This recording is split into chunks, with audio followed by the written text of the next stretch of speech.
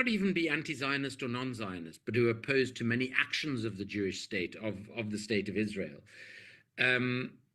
is important, obviously, for symbolic reasons, for political reasons, but at the same time, let's not exceptionalize Jews in the struggle for the liberation of Palestine. Having said that, as the son of a Holocaust survivor, as a Jew, my mother taught me that never again is never again for all humanity. So I regard my role in anti-racist struggles, in the Palestinian struggle, as being because I'm a Jew, not in spite of being a Jew. And I think that's really important. I think it's also important to point out when people suggest that Israel represents all Jews and that all Jews uncritically support Israel, not only is that factually untrue, it's actually deeply racist and anti-Semitic.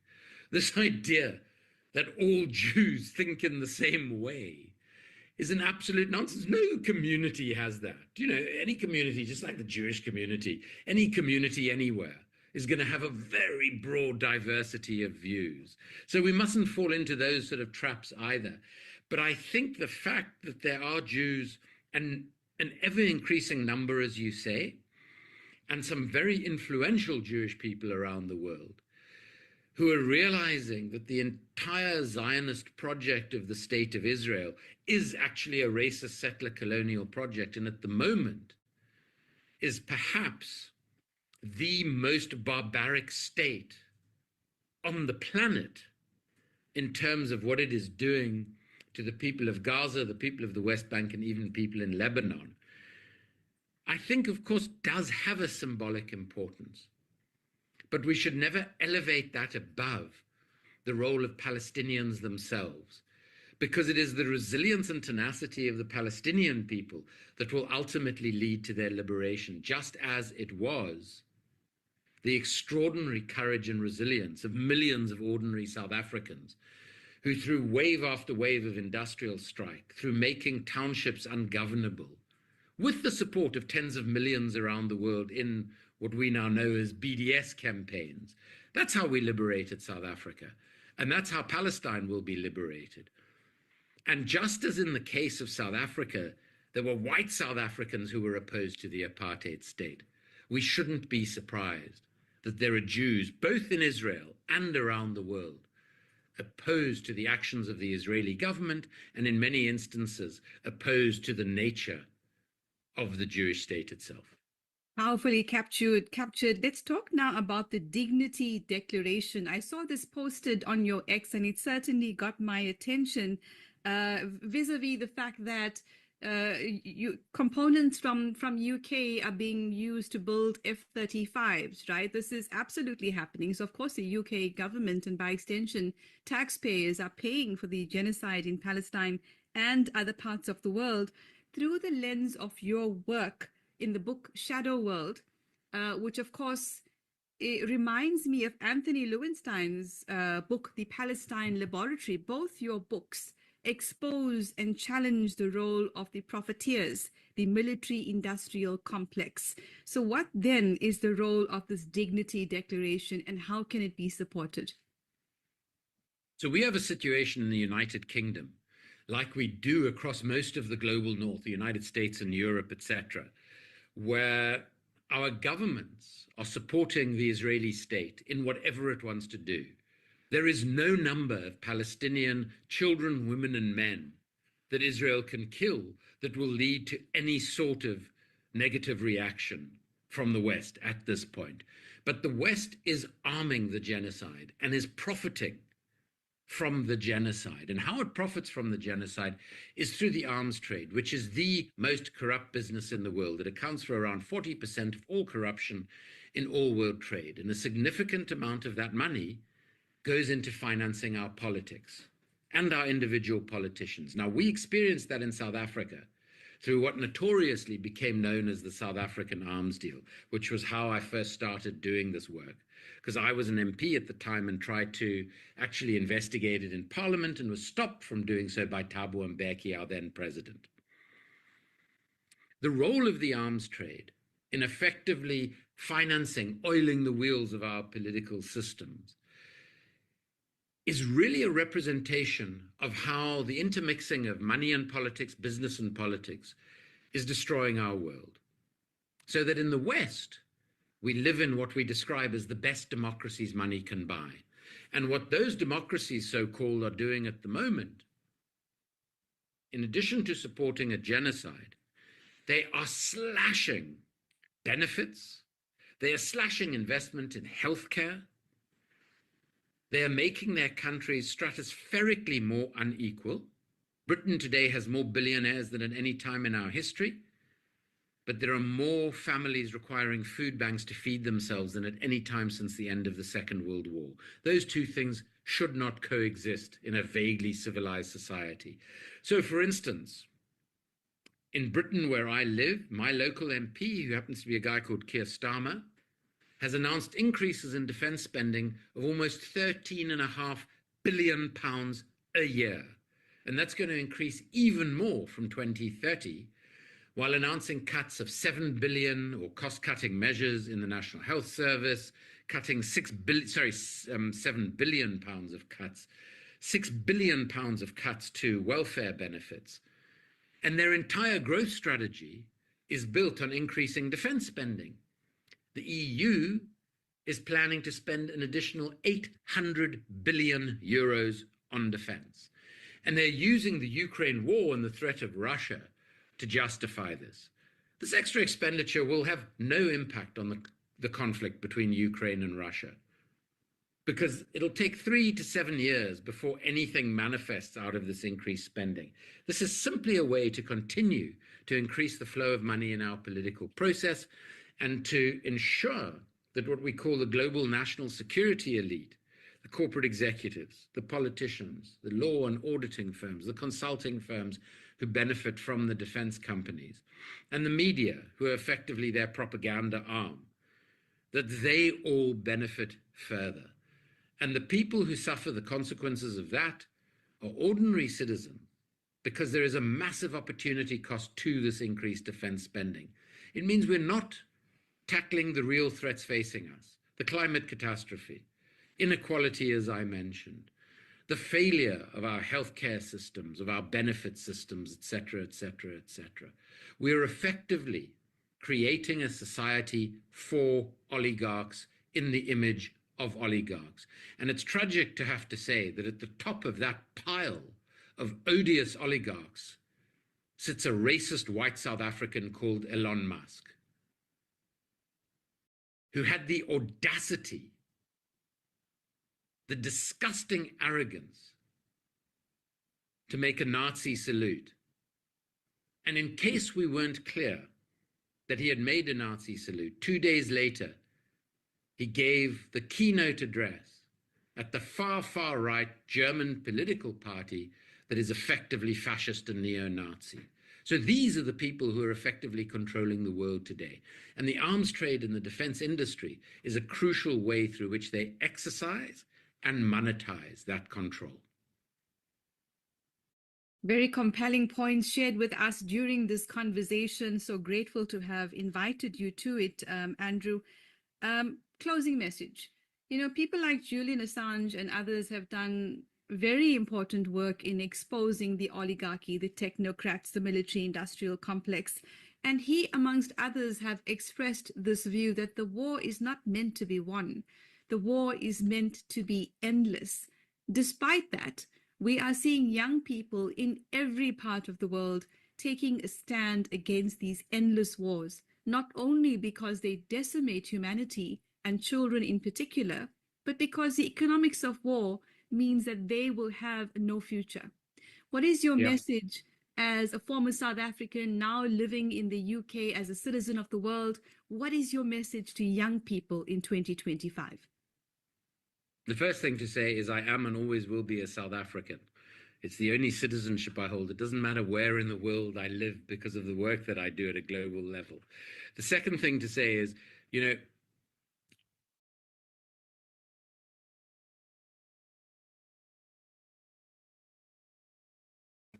in the interregnum, a whole variety of morbid symptoms of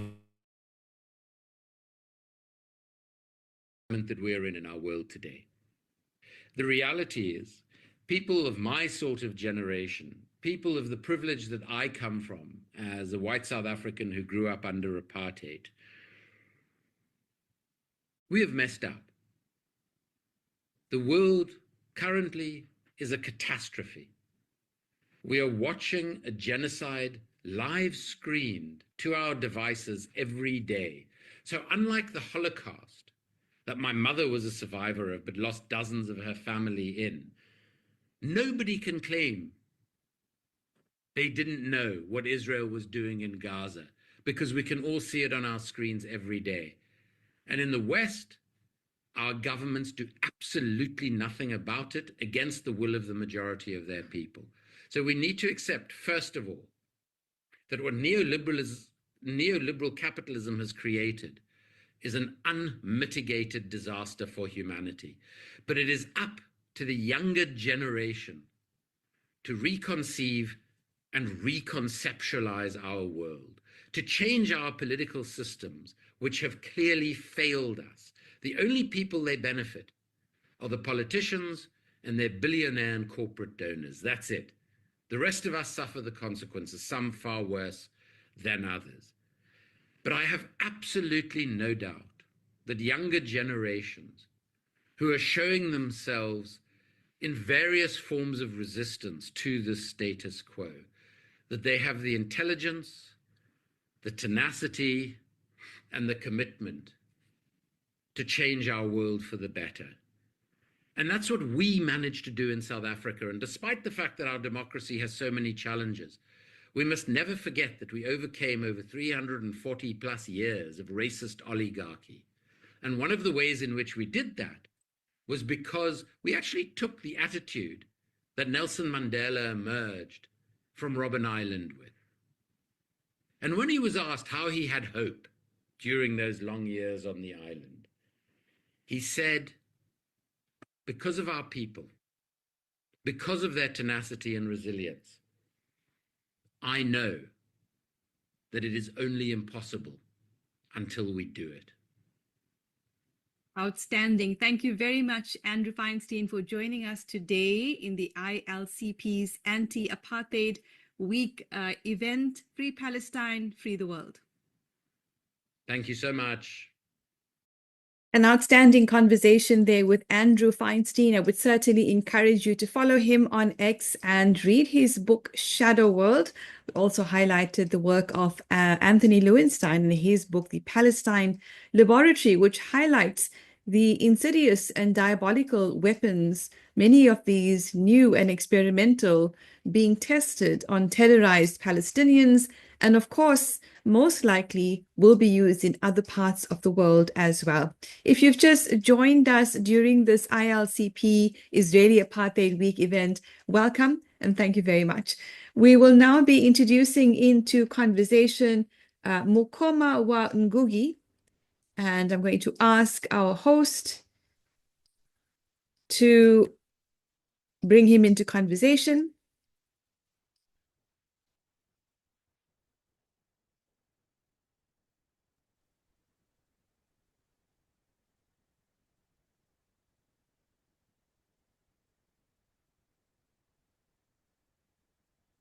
Welcome, Mukoma. It's an absolute pleasure to meet you in person. Thank you for joining us. And thank you for the invitation and for already the very interesting conversations that have taken place so far. Very grateful. I say in person, I guess that it's because we relate to each other as Africans who are fighting for a better world, wherever in the world we might be located. When I asked earlier, when you just arrived, about the turbulence in the US, you mentioned that it was a quiet kind of turbulence. How would you explain that better to us? Well, so I was thinking more in terms of the case that we filed against Donald Trump. This is me, Momodou Tal, and Shriram. Because it's coming in waves, so now we're in holding pattern, but of course it's not holding pattern because anything can happen in the meantime. For example, there's a lot of worry about whether ICE will Is that my screen? No, Anyway, no. We're just trying to share a poster with Momadou's oh, on it. I think we can stop sharing that one. all right, yeah. So sorry, I lost my train of thought, but so we filed a lawsuit. There's been a lot of back and forth. Our last filing was denied by the judge. In other words, we have been filing the lawsuit on First Amendment rights and freedom of expression and so on and so forth. So, but the judge had the question of jurisdiction, right? Because what happened was the Trump administration is claiming to have revoked Mamadou's visa a day before we filed the lawsuit. So now, if he's not legally here, then this is as per the judge. So if already his visa has been revoked, then it's not her jurisdiction. But then we filed another brief yesterday. So that's what I mean. Like, so we are just waiting right now. Now we have to wait for the judge to look at that, and then for the Trump administration to reply, and then So it's just waiting. It's just this period of just waiting. Yeah. So a quiet turbulence. Yeah. That I understand. So I'm looking at a poster which is titled Solidarity with Mamadou Tal, and it explains the Trump administration is targeting him. He's a Cornell PhD student, outspoken opponent of the Gaza genocide, for daring to sue to repeal Trump's executive orders criminalizing speech. Now he faces intimidation, detention, and possible deportation, a clear attack on Palestine solidarity and political dissent. And he says, I will not be intimidated. Am I worried at times? Of course. Am I stressed beyond anything I've experienced before? Most definitely. But I cannot in good conscience remain silent. There is no point in living in a world where hundreds of children are slaughtered daily. I watched a little clip on your X, I think you were outside the court, expressing similar views, the impact on the right to free speech, but also emphasizing this is genocide, this is genocide, this is genocide, and that's why we need to speak up. And of course, with regards to this case, as you shared, the U.S. District Court for the Northern District of New York denied your initial motion for a temporary restraining order in Mamadou Tal versus Donald Trump. You filed an amended complaint, a petition for a writ of habeas corpus to prevent his detention. The court asked for a further briefing, and in the meantime, the legality of his detention has not yet been decided by the court. We will keep everyone updated. But as you've just shared with us now, there certainly are further developments. You know, you mentioned in that little clip of you outside the courthouse that you come from Kenya, where you've experienced authoritarianism and a clamp on the right to free speech. And now you're experiencing the same in the US. Of course, it's a lot colder in the US than it is in Kenya. Share with us those thoughts when you compare and you parallel these experiences. Are these governments really that different? Yeah, so what happened was I was in Kenya in January, just this past January, right? And I was in Kenya at the time when the current government, President Ruto's government, is abducting young people for speaking out, really, right? But so in Kenya there's a growing authoritarian government that's that's practicing really. But I grew up under Kenyatta, and our first president Kenyatta, who detained my father. My father is Guyo Wadhiama, who detained him without trial.